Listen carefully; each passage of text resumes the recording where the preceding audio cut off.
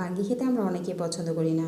এভাবে যদি খুব সহজে জুস বানিয়ে দেন তাহলে কিন্তু কেউ বুঝতেই পারবে না এটা বাঙ্গি জুস। খুবই হেলদি স্বাস্থ্যসম্মত একটি বাঙ্গি জুসের রেসিপি শেয়ার করব। আশা করছি বরাবরের মতো এবার রেসিপিটি ভালো লাগবে।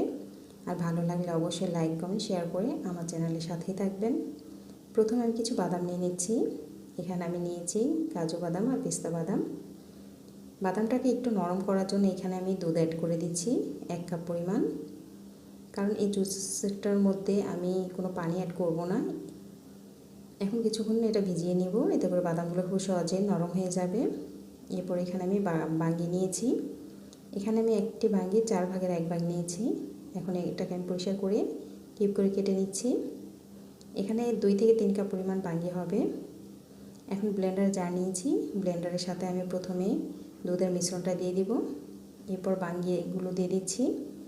চাইলে এখানে কলা বা